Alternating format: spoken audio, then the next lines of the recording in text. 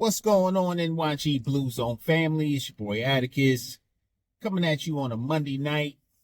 It is still wild card weekend. Steelers are playing the Texans tonight. Philadelphia Eagles are at home just like the Giants. But at least they got a banner to hang up. I mean, for years, that's all they played for anyway, right? Was to get that NFC East divisional banner to hang up in their rafters. I mean, lately they've been performing well, but just so much coming out of that organization. Oh my God, the drama. It's like a soap opera, the Philadelphia Eagles. And their fans have just become, I don't know, they've become some really entitled little bitches. You hear all of this news coming out of there, all the smoke that's coming out of there between A.J. Brown and Jalen Hurts, and usually it's surrounding those two guys, right? But then Nick Sirianni and Kevin Petula, it's a mess. And their fans are so critical of these players and these coaches, except for Kevin Petula, who's brought them more winning seasons than they've seen in a freaking lifetime. I mean, I'm not a Nick Sirianni fan, but you got to give credit where it's due. Nick Sirianni has had these guys in the playoffs every year since he's been a head coach. And they're talking about wanting to fire this guy. I was listening to one of the talk radio hosts, sports talk radio shows today out of New York, and Craig Carlton, he's funny, man. He said that Nick Sirianni is not that good of a coach, and he is really just got a seat on the bus.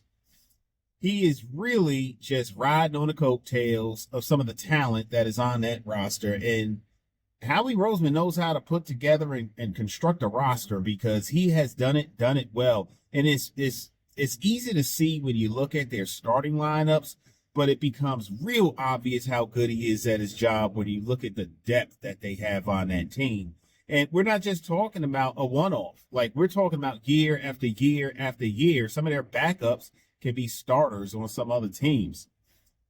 But with all that said, the Philadelphia Eagles are no longer in the playoffs. They lost to the San Francisco 49ers. It was a thing of beauty as far as I'm concerned. And what made it even better, and by no means, don't mistake what I'm about to say as me liking the San Francisco 49ers, but good for them.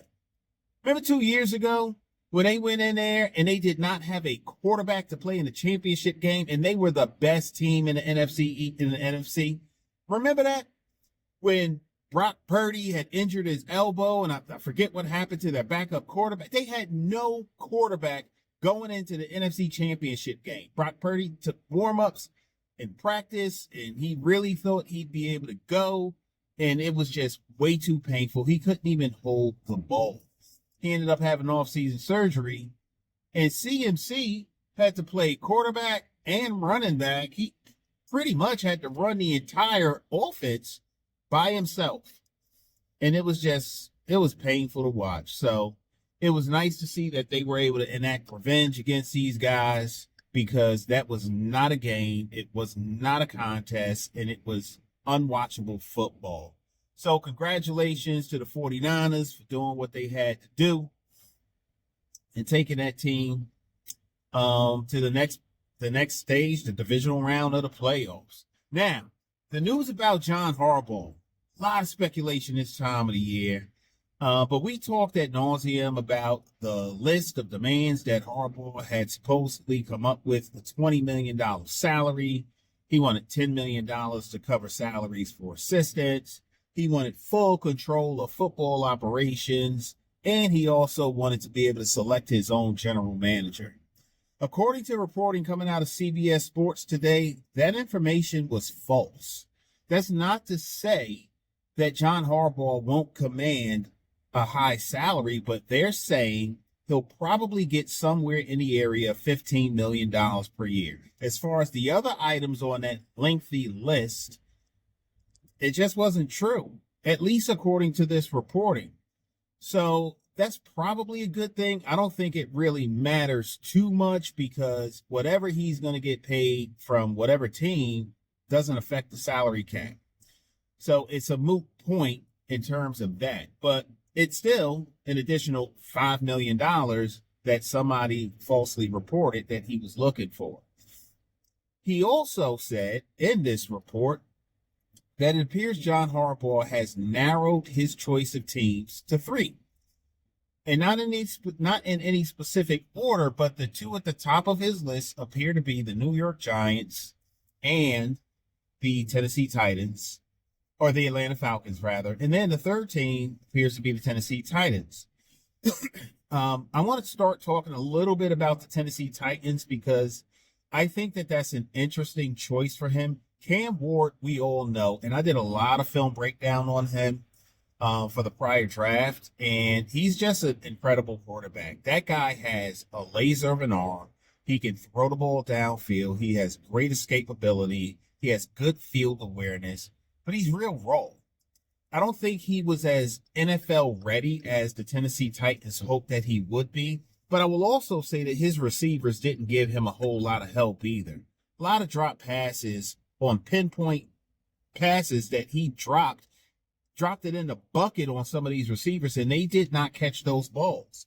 I also want to say that I think the organization itself is just not very well run.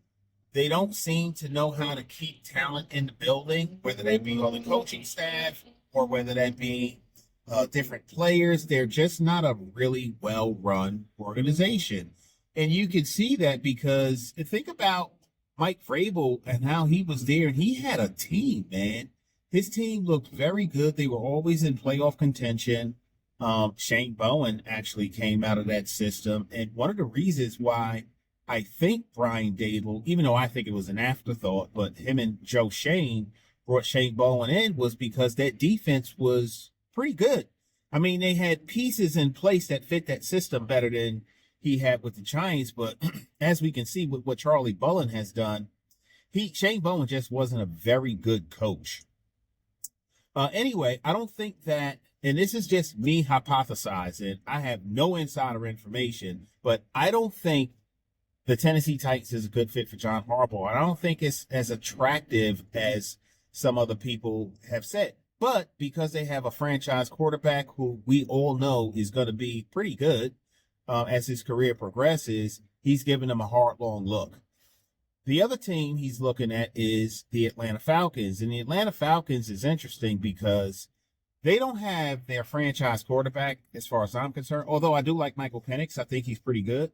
I don't know that he's their franchise quarterback, at least in his first couple of years, with the injuries and the setbacks that he's had.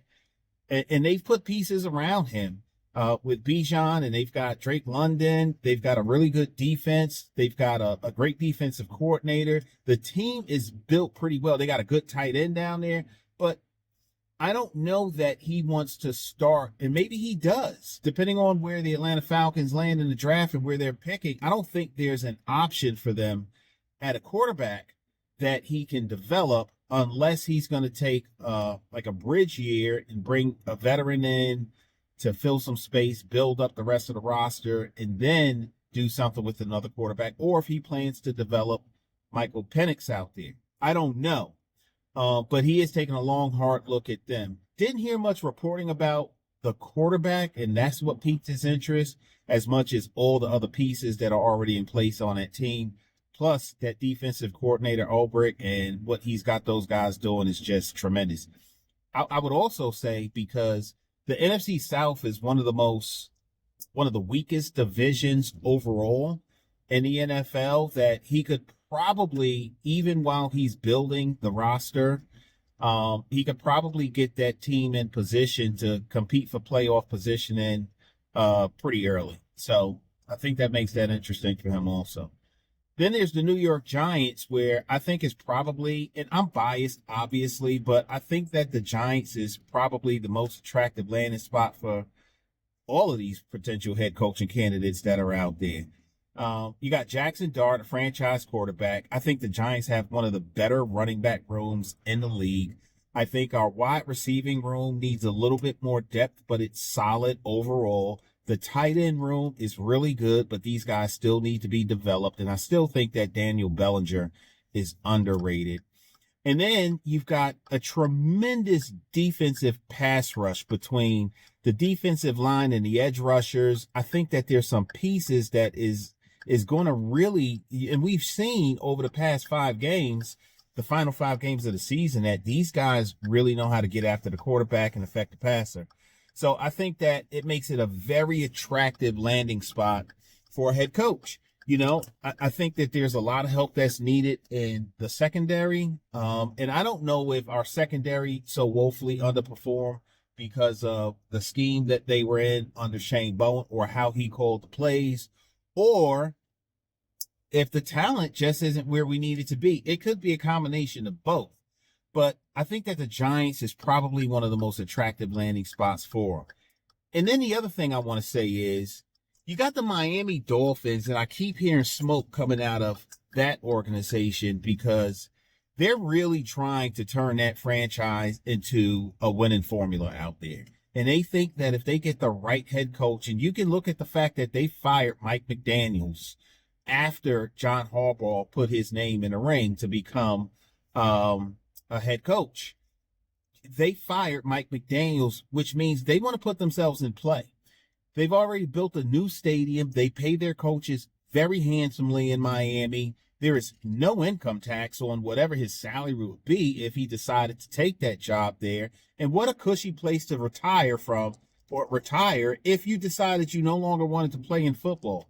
Not that he'd want to retire in South Miami, but it's not a bad place to start. So I think Miami's going to make a strong push for John Harbaugh. It doesn't mean that he wants it, because I'm hearing that that is not one of his preferred destinations. But we'll see. I think it's interesting that we keep hearing about it. And I'm one of those people who truly believes that if there's smoke, there's fire. If we keep hearing it, it's because people keep talking about it. Doesn't mean it's true, but it's possible.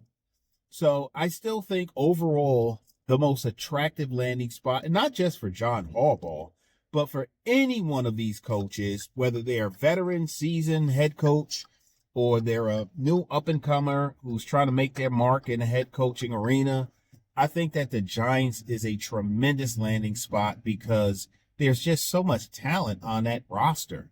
And then you got free agency coming up. You got the draft coming up.